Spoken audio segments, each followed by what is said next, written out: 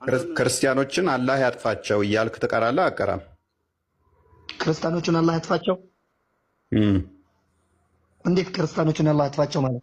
ይሄ እኮ እርግማን እየተራገምክ ነው ያለው። ጌታ ምስክሬ ነው የምላችሁ፣ ጌታ ምስክሬ ነው። እኔ ትጥቅ ትግልን በጣም ነበር የምቃወመው። ነገር ግን ድዩ ጋይስ ነው ላለፈው 2000 ዓመት በሰባቱ ኮንቲነንት በሰባቱ ሀጉራት የመጨረሻ ነፍጥ አንስቶ በማንነቴ እታገላለሁ ያለው አማራ ብቻ ነው። ታውቃላችሁ? የመጨረሻው እንዲሁም የመጨረሻው ጥያቄ አሳውሰን ማለት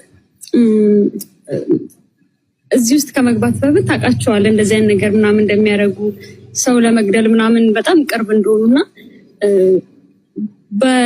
ማለት እንደዚህ በፎቶ ባትገለጽ ለምን እንደዛ ማለት ጀስት እንደነ ቢኒ እንዳንዳንድ ልጆች እንደነ ማማዬ ማለት ለኛ ምን ባለፈው ያየው ነበርና ፎይ እንደዚህ ሆነ ሲል በጣም ነው ቁጭ ብዬ ያለቀስኩትና እንደዚህ ክርስቲያኖችን አላህ ያጥፋቸው እያልክ ትቀራለህ አቀራም? ክርስቲያኖችን አላህ ያጥፋቸው? እንዴት ክርስቲያኖችን አላህ ያጥፋቸው ማለት? ይሄ እኮ እርግማን እየተራገምክ ነው ያለው። እሺ አንብበው። እሺ አንብበው። አላህ ያጥፋቸው ይላል። ያው አንብበው። አላህ ያጥፋቸው የሚለውን አሳየው። አላየውም መሰለኝ። ክርስቲያኖች ላይ ስላደረከው እየተራገምክ ነው እያለኝ ነው። ስለዚህ እርግማን ቆንጆ እንዳልሆነ ገብቶሃል። ይህንን የቁርአን ክፍል ደግሞ በየቀኑ ቀረዋለሁ አልከኝ። ስለዚህ በየቀኑ በአረብኛ ስለሆነ ስለማንሰማ እንጂ አላህ ያጥፋችሁ ትለናለህ። መልሰህ ግን ጨዋጨዋ ትጫወታለህ። ክርስቲያንና አይሁዶችን ረዳትና ወዳጅ ማድረግ ትችላለህ? ፎሎ አድርጉኝ። 551 ወይም 328ን ክፈትልኝ። ክርስቲያኖችንና አይሁዶችን ረዳትና ወዳጅ ማድረግ ትችላለህ ወይ? አልችልም። አየህ፣ አችልም። ቅድም ምን አልከኝ? ወንድሜ ነህ አንተ አልከኝ። እንደ እስልምና አስተምሮ በፍጹም ከሙስሊም ውጭ ወንድም ሊባል አይችልም። በፍጹም ማለት ነው። ቆሻሻ ናቸው። 9:8ም መመልከት ይቻላል። እርኩሶች ነው የሚለው። እርኩሶች አድርጎ የሚያስቀምጠን ማለት ነው። እዚህ ጋር እንመልከተው። እናንተ ያመናችሁ ወይ አይሁዶችና ክርስቲያኖችን ረዳት አድርጋችሁ አትያዙ። ከፊላቸው ለከፊላቸው ረዳት ናቸውና ከነሱ ውስጥም ረዳት የሚያደርጋቸው ሰው እርሱ ከነርሱ ነው። አላህ አመፀኞችን ህዝቦች አያቀናም። ተፍሲሮቹን የተመለከታችሁ እንደሆነ በጣም ወረስት ናቸው። ስቴጆቹን ያስቀምጣል። ለምሳሌ ከ10 ውስጥ አንደኛው ብቻ ከሆነ ሙስሊም 9ኙ ክርስቲያን ከሆኑ የውሸት ጓደኛ መሆን ትችላለህ ተብሎ ተፈቅዶለታል። በጥርስ እየሳክ ከ9ኙ ጋር አብረህ መኖር ትችላለህ። ግን 9:29ን ቅድም ያነበብንላችሁን እርገማቸው በልብህ በጥርስ ግን ሳቅላቸው ይላል።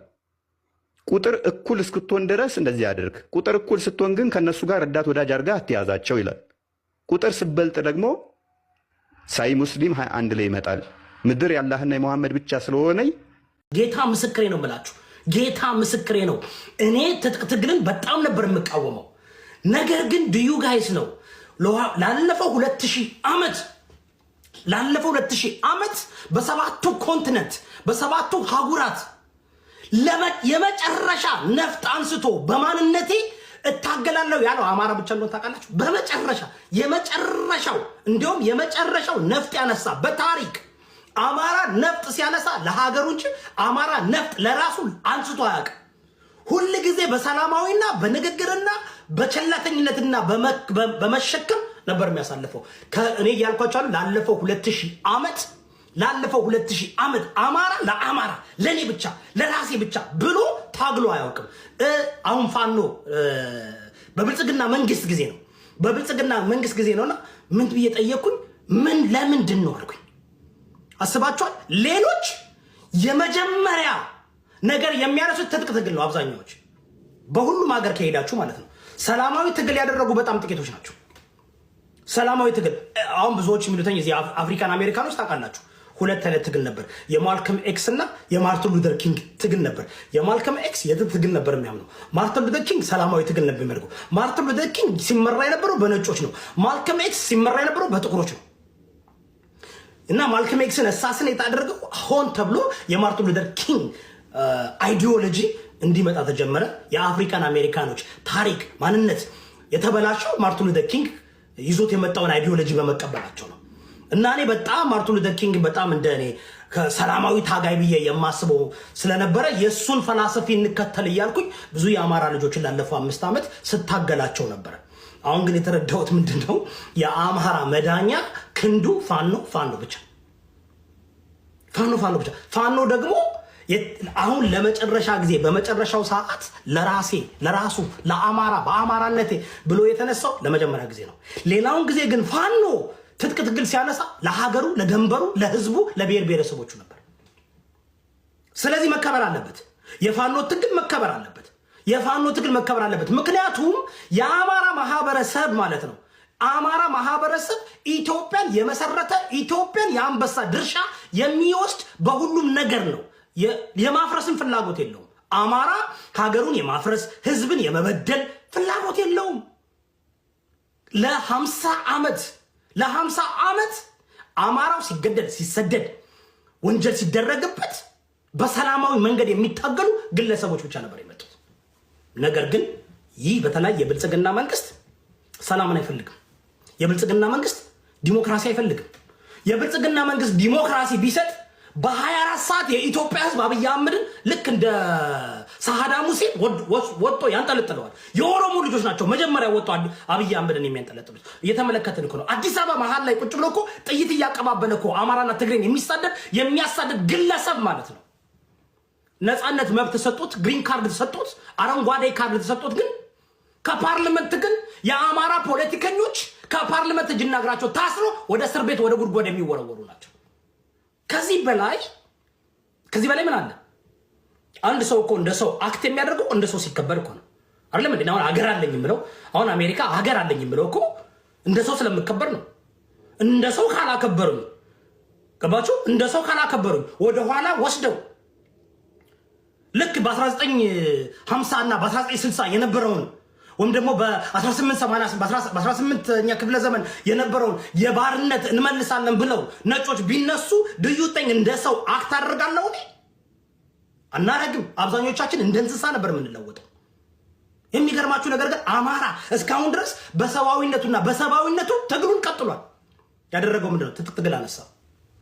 ባዳው የትጥቅ ትግል በዓለም አቀፍ ድጋፍ የሚሰጠው ነው። ታውቃላችሁ፣ የትኛውም ሀገር የትኛውም ዜጋ በሀገሩ ላይ መንግስትን የመቃወም መንግስትን ለመገልበጥ በሰላማዊ መንገድ ሆነ በትጥቅ ትግል ሆነ የማንቀሳቀስ መብት አለው። ለዚህ እኮ ነው በዓለም አቀፍ ቢከሱ ይሳቅባቸዋል።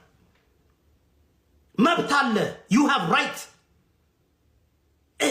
የሁሉም ሲቲዝን ሁሉም ዜጋ በሚኖርበት ሀገር መንግስትን የመቃወም የመገልበጥ ዜጎች በሚኖር በሀገራቸው መንግስትን የመቃወም የመገልበጥ የትጥቅ ትግል ማካሄድ ይሄ የሰዋዊነት እግዚአብሔር የሰጠን ራይት ነው። እግዚአብሔር የሰጠን መብት ነው። ሀገሬን የማከብረው ሀገሬ እኔን ሲያከብረኝ ነው። ሀገር መከበር ያለበት እኔ ስከበር ነው። አሁን እንደምታውቁት ላለፈው 6 ዓመት አማራዊነትንና አማራ ማንነትን ማጥፋት የሚፈልግ አማራ ጠል ታሪክን የሚቀይር የህፃናቶችን ሃይምሮ ማለት ነው በጥላቻ እየሞላ አማራን እንዲጠላ፣ አማራ እንዲሰደድ፣ አማራ ጆኖሳይድ መደረግ ሳይሆን ከታሪክ ለመሰረዝ በተለያየ መንገድ የብልጽግና መንግስት ከአዲስ አበባ እስከ ጎርጎራ ድረስ እየሰራው ያለው ኢንፍራስትራክቸር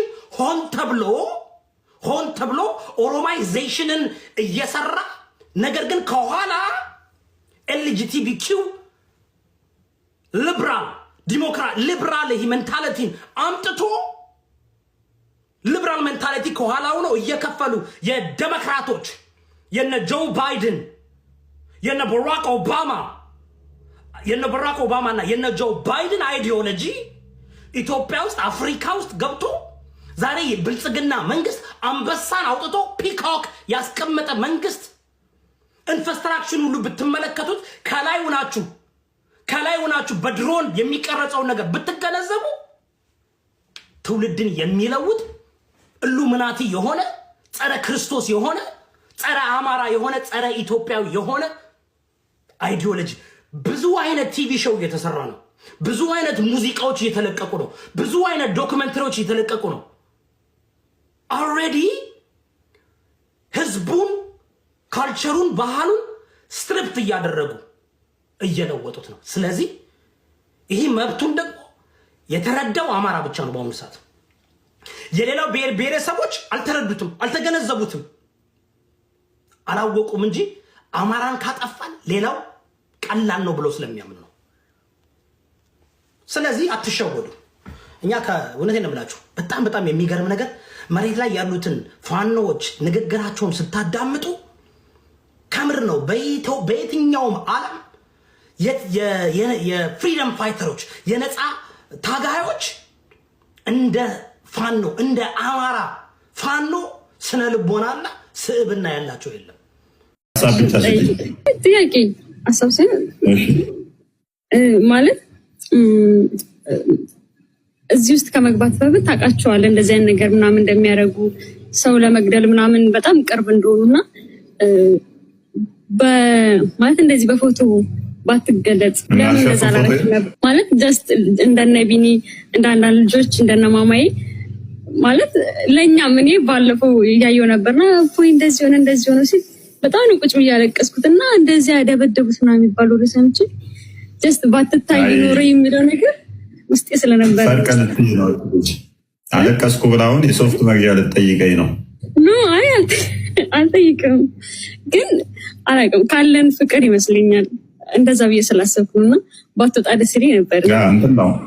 እንትን ነው አክቹሊ አሁን መደበቅ አንችልም። አንዴ ወተናል። መደበቅም ዲስማች አስፈላጊም አይደለም። ነገር ግን ከአመት ምናምን ከስንት እንትኖች መረጃዎችን ፈልገው እንደውም እያወጡ ፈታ እያደረጉኝ ነው። እንደውም የቆዩ ቪዲዮዎች ከየት እናያገኟቸው እና እኔስ ምንድነው ግን አክቹዋሊ እኔ ያው የዚህ ማች ንጽጽር አለሙን አላውቀውም።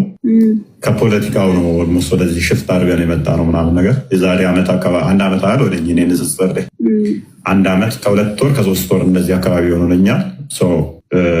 ራሳቸው ያውቁታል፣ ኦልሞስት ያውቁታል። ደጋግመውም አንደኛውም ደግሞ ትናገራለች አታክ አድርገውኝ ነው ወደዚህ የገባሁት እንጂ ብዙም የንጽጽሩን አለም ስለማላውቀው ሌሎቹ ንጽጽሩን አለም ጀስት ፓሽኔት ሆነው እዛ ላይ እንስራ ብለው ምናምን ስለሆነ እኔ ደግሞ እንደዛ አይደለም። ዜና የሆነ ሰዓት ታስታውሳችሁ ስልጤ ላይ ተፈናቀሉና የተፈናቀሉበት ምክንያት ትንሽ ጓደኛ የነበረ የእሱም ትንሽ ንብረቶች ምናምን ወድመውበታል እና ኬዙ ምንድነው እሱ መተት አደረጉብን።